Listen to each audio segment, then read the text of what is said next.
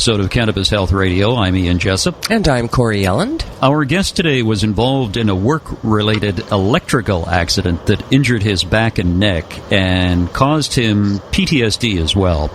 He was put on pharmaceutical medications that he said made him feel like a zombie. And here to tell his story is Kevin Spitler of Toledo, Ohio. Kevin, thanks for doing this. We greatly appreciate it. Oh, well, thanks for having me today. I'm truly excited to be a part of your event here. Take us back to your accident. Tell us what happened to you. Well, I was working in a factory here in Toledo, Ohio, and I was operating one of the machinery, and I won't go too in-depth about what type of machinery, but it wasn't grounded properly because they had just done some maintenance work on it, I believe. And so I was operating this machine, and it was like a static charge buildup because it dealt with like thousands and thousands of yards of paper. So it was like a large static buildup, and then just let off this huge bolt of electricity that kind of zapped me in my right knee and then threw me like a rag doll across the floor of the factory. I probably wasn't supposed to live through it, but I did. I had to go to the hospital and everything. Went through a PTSD because I had a problem with electricity for a long time. I mean, I wouldn't even plug in a plug into the wall. A simple task that we take for granted every day, I guess. So I went through a lot of desensitization and so forth from that injury and got through a lot of the simple stuff. But I was still having a lot of problems with electrical storms, lightning and stuff like that, where it had induced a lot of panic attacks during the lightning storm. So they had me a lot of medication, like you had mentioned, for the anxiety as well as the injury I had from the neck and the back. And I got through a lot of it, but I was a zombie and didn't feel like who I was. And at the time, I got through a lot of the injury part. I was struggling with the anxiety portion of it. And at the time, I looked into California over on the West Coast there, and they already had implemented a medical marijuana law long before. And this is back in, I want to say, 07. And I was looking into California and PTSD and how the veterans were benefiting from medical marijuana. And I was at the time totally benign to the medical aspects, and I was very uneducated. So I actually started using more cannabis products and smoking it more because that's really the only thing I knew about it is to smoke it. And next thing you know, I was taking less pills, and then I would be able to sit on my patio and smoke a joint and during the lightning storm without the anxiety. So that's really, that portion of the story.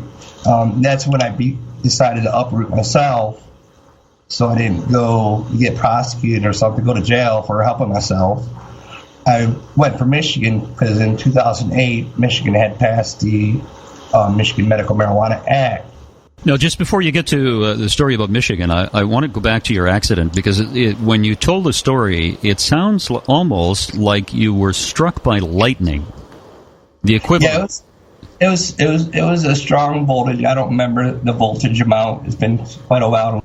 The memory that kind of put away, I guess you could say. But it was a large. I believe it was 5 foot from the machine to my knee.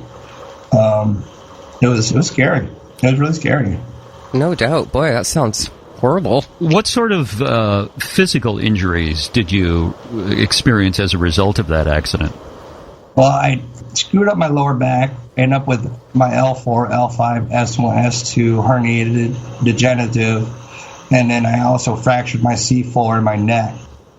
So I had to go through a lot of pain management, and obviously, like I said, they had put me on a whole cocktail of pharmaceutical pills.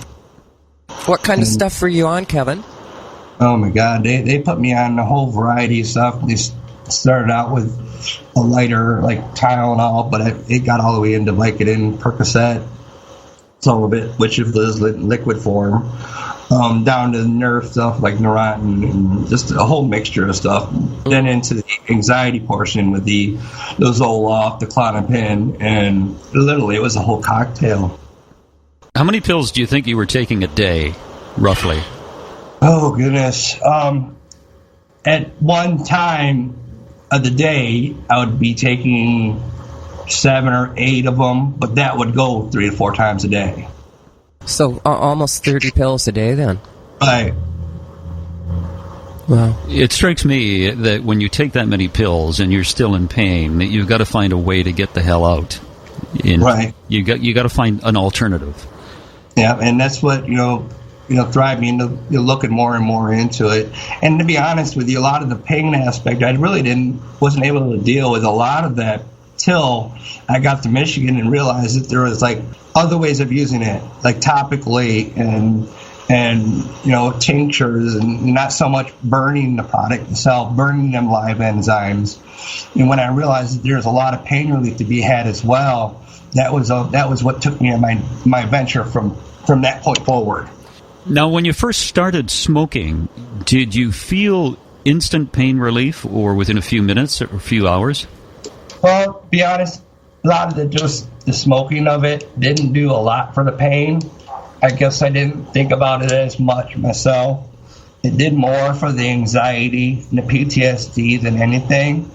And like I mentioned, it wasn't until I got up to Michigan and started dabbling, no pun intended, with the topicals and so forth that I really realized the ability for this plant to really help me with my pain.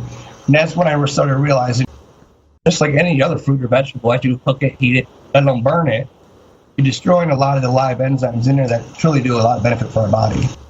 So you head to Michigan and take us through the story of what you did there. Oh, my goodness. I went to Michigan in the sole purpose of just taking care of myself, and I evolved and got my medical marijuana card up there, became a caregiver, started helping people. I actually opened my first business venture in the cannabis industry was a indoor gardening supply store in Battle Creek, Michigan. And I was open there for a little over a year.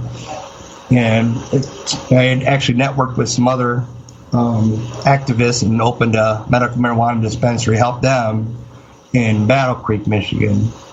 But then I had so much more vision for myself, I ended up leaving there and went to Kalamazoo, Michigan, where I opened MedJoy Community Compassion Center.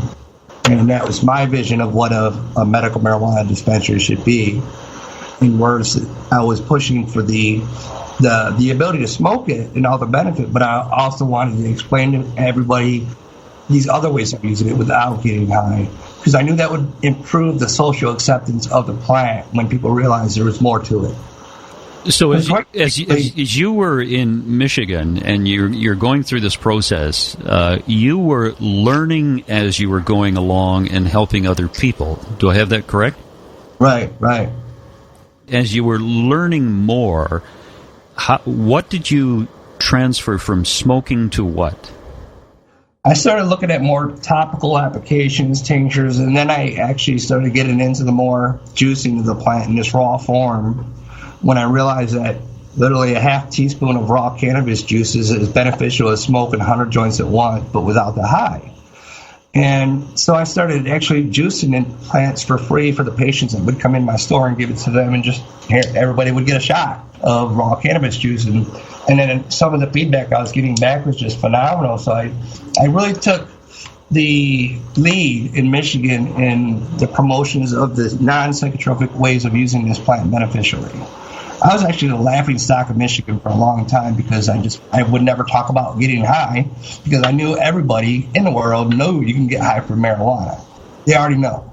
So I took a whole different avenue, and that was my niche in the industry, was the non-psychotropical benefits. And, as I taught people that, I started getting more and more 55 and older crowd coming in and asking about medical marijuana. They're like, well, I just want the relief. I don't want to get high. And that was my biggest thing in Michigan. It reminds me of going into a health food store and asking for a shot of wheatgrass juice. Right. Same thing. Right. Yep. So were you actually selling juice? No, actually, we were giving it away. We would give it away to everybody that would come in there. You'd give juice away to people? Yep, just because, I mean, a lot of it was juice from the leaves and a lot of the fan leaves and stuff like that. You would come across some of the growers locally. They would have a plant that maybe hermied out or ended up being male. They would instantly bring us them plants and we would juice them for people because, otherwise they're going to throw that plant away, right? Okay, so just to confirm for listeners, you can actually juice the leaves from male plants and get some medicinal benefits. Absolutely, because you're getting the live enzymes of that plant. It's no different, like an orange. You eat that orange in its raw, pure form, you benefit so much from vitamin C and so much more. But as you cook that orange or burn that orange or smoke that orange, you start to destroy a lot of that true benefit in that plant. So that's no different than any other herb out there. So, Kevin, how much cannabis would it take to, say, make a 6-ounce glass of juice? How much cannabis would you need?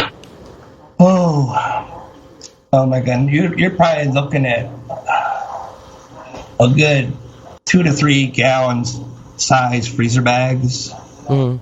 Yeah, I think that's the only kind of drawback to this raw cannabis. I know so many people I talk to would love to have access to, cannabis to be able to juice it and to eat it, but it's not feasible for people. Right. To be honest with you, though, you need very little of it. You don't need a 6-ounce shot of it. You can mix that a tablespoon of it with the 6-ounce glass of your specific fruit juice, depending on what terpene you're looking for, what type of angling you're looking for that juice to have in your body. But you need very little of it. Kevin, I've never tasted cannabis juice. What does it taste like? It tastes horrible. It tastes like you're making out with the bottom of a lawnmower. The bottom of what? A lawnmower. Kevin, I have to tell you that I have never heard those words all put together like that ever in my life. That's why we would mix it with different fruit juices. It would make it a lot more tolerable. The bottom of a lawnmower. So were you getting better physically when you were in Michigan? Oh, absolutely. I next thing you know, I have not taken a pill now in 8 years. Wow, that's impressive. That itself can bring a whole different healthy feeling in your body. Let alone, when I started realizing the nutritional benefit of what I do now. I haven't taken a pill for my back, my neck, or the PTSD. I've just found so many different ways of using it. In so many beneficial ways besides just smoking it that it's truly changed my life as well as thousands of others, obviously. I've had a partially herniated disc, and I got to tell you, it hurts like hell, but you had a couple of herniated discs, and the pain with that must be, at times, excruciating. Yeah, they wanted to cut, and they told me that was my only option back then. Wanted to do surgery and this and that. I told them, I'm pretty young. Let me deal with this for a while, and I'm glad I never did. Because I still have my problems with my back, but it's tolerable now.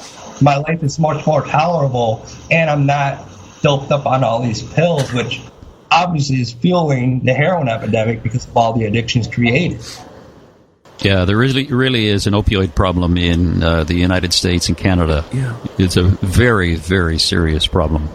Absolutely. Kevin, what's your routine like in a day for treating yourself with cannabis? You get up in the morning and do you take some cannabis right away, or?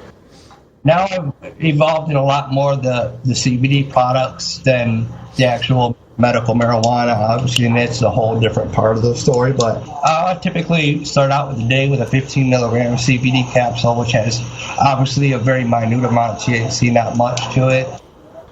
And then throughout the day, I might use some topicals and stuff like that, but I just more or less just a tincture throughout the day. It's nothing serious. Now, smoke a joint one now and then, here and there, but again, for my true underlying benefit, I know that I got to find different ways of using that plant than just smoking it. Kevin, you have a business in Toledo called the Toledo Hemp Center, correct? Absolutely. Yeah. Yep. And tell us about some of the people that come in and some of the people that you've helped with their various problems. Well, I'll go back a little bit. I'll tell you how I ended up back here in Toledo, because I'm born and raised here in Toledo. I left for Michigan. I never planned on coming back here. So I opened my dispensary in Kalamazoo, and we were there for about 3 years. It helped a lot of people in a lot of different ways. And then a statewide decision came out in the Michigan court, Supreme Court, and allowed the local community to deem me a public nuisance, blah, blah, blah. So I got shut down. But ironically, about the same time, my mother got diagnosed with pancreatic cancer, terminal, down here in Toledo. And they gave her 3 months to live. So I had learned a lot about these plants and how they help the people in so many different ways, including helping with a lot of the different ways of cancer. So I started breaking the law and bringing products to her in Ohio. And it helped her. I helped her stick around just over a year. She made all the holidays, Christmas, all 4 of her son's birthdays, one more time. And when she did pass away, I realized what I had done for her. And I said to myself, so, well, there's all these other moms and dads and brothers and sisters down here in Toledo that don't have a Kevin with any kind of the knowledge or the products to help them. All they have is their doctor. And I had already seen where that took me. So what I had done is I decided to find a way to help people down here. And when I realized hemp had a lot of the same benefit, I opened a store that specialized in a variety of hemp products, but we also specialize in a variety of high CBD infused products. CBD being cannabidiol, one of the non-psychotropic medicinal parts of the plant. One of the big benefits is anti-inflammatory. So we opened up a store about going on 4 years ago. 11,000 people, over 11,000 people now. And 75-80% of them are over 60 years old. This is like a grandma and grandpa haven. Watch when you talk about old people. I love what I do here. I love working with the people because predominantly the people that have been brainwashed all their lives about reefer madness. Yeah. So because the kids aren't going to come in my store. Why would they?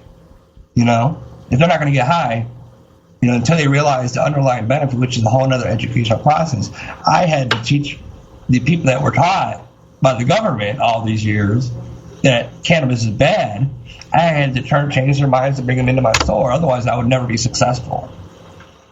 So it's been truly an inspiring travel road, I guess, in how we've changed the minds of so many people that were against it. Kevin, I want to tell you about an interesting interview we did last week. It was episode 167, and it was with a fellow in Nova Scotia who had MS, multiple sclerosis. And he was taking cannabis. This was a very aggressive form of MS. From the time you're diagnosed to the time of death is usually, I think, 6 to 8 months. Yeah. Something very around quick. there. Very. Anyway, he is from the same town in Nova Scotia as Rick Simpson. Okay. And when he got MS, he started doing just an extensive amount of research into it. And he is patenting a product right now in the United States. I think the patent is going to be approved in July. And he's done double-blind placebo-controlled studies. But here's the interesting thing. When he mixes cannabis with hemp oil, the amount of cannabis oil he takes has decreased dramatically. He's gone from 5 grams a day to 2.5 grams a day to 1/10 of a gram to, get this, 1/50th of a gram. Wow, that's awesome. And the reason hemp oil is so fantastic is because he says the CBD receptors open up to omega-3 fatty acids, and hemp oil is an omega-3 fatty acid. Oh, yeah, that's why we carry our hemp coffee here, so that way you're having your omega-3 fatty acids in your morning cup of coffee. Yeah, I've never heard that. That's interesting. Yeah. So you mix the hemp oil with your coffee? Well, actually, it's the hemp seed ground up into the hemp and ground up with the coffee bean. Ah. Hemp protein mixture as well. And again, you're not only going to get your iron, your calcium, all that stuff, but you're also going to get your perfect blend of omegas in your morning cup of coffee. And we all know one of the big things about omega-3, the reason we eat fish oil, the nasty stuff it is because of the heart health anti-inflammatory benefit of it.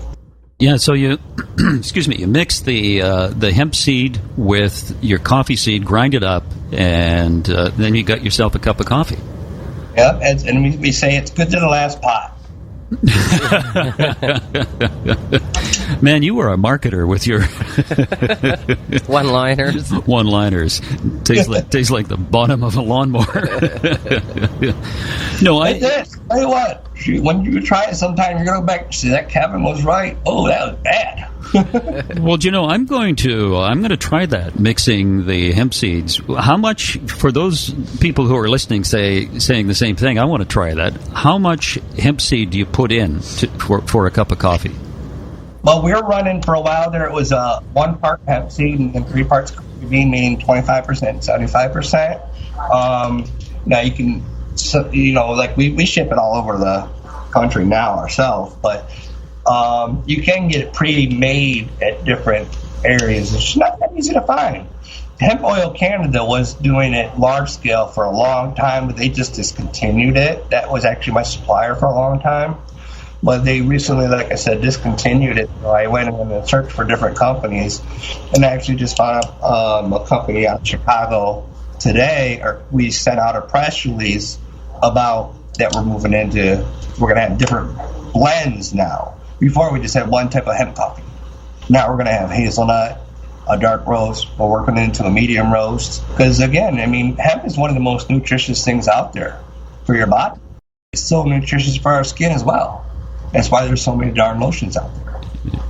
Now, with the summer upon us, Kevin, is there any benefit to using hemp oil as a sunscreen? Well, hemp itself, hemp oil and so forth, has a natural UV protectant of SPF. I believe it's 7 or 8. So you do have protection there to get out in the sun. That's why we make a lot of our lotions out of our hemp butter and hemp oil. Also infused with CBD. But also what's really cool is what it's doing for the sunburns. We're having people that say, my burn doesn't hurt. My burn's not peeling. My burn, well, yeah. Because when you're burning yourself, you're causing inflammation. So when you apply that plant that has that omega-3 is number 1 in it, it's going to help with the inflammation of the skin. Again, it's as nutritious for the inside of us as it is the outside of us. Absolutely. Kevin, is your health today, you mentioned earlier that you still have a bit of pain. Are you relatively healthy today? Oh yeah, I feel a lot better than I did 10 years ago. 10 years ago I was struggling. I didn't know where I was going in my life because I had so much pain and I was going through so much. I feel better now than I did 10 years ago. And the amount of people that say that when they come back into the store and they say, I can't believe how good I feel now, love this and that, it's astonishing. And it's really it's consistent. Yeah, I find that telling people about cannabis, telling people about hemp, which is a form of the cannabis plant, one of the things I think which is really instructive is people need to be educated on this because there is such a stigma against cannabis and there is a stigma against hemp as well. Yep. And I think the educational process is going to be a long one, and particularly it has to be really instructive to politicians because the politicians are so far behind the public in this area. Do you agree? Yeah. Oh, absolutely. When I first opened up, I began reaching out to every city official, every county official, as I possibly could, some state officials. And I tell you what, they'd come in and wondering, what the hell is this?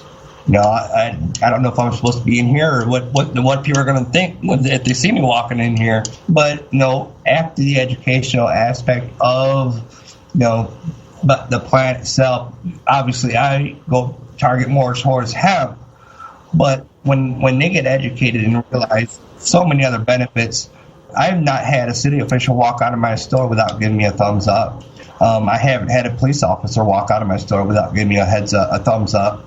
Because again, and go back to the epidemic, the police, the fire department, the city officials, they're all fighting the heroin epidemic that's out of control. And what I've done right now is I've aligned myself on the same battlefield as all of them, because I'm playing more of a proactive approach of fighting the heroin epidemic by reducing addictions created by the pills. If I have 11,000 people coming here, most of them are taking pills of some sort. They say 5% of people that take opiates move on to heroin.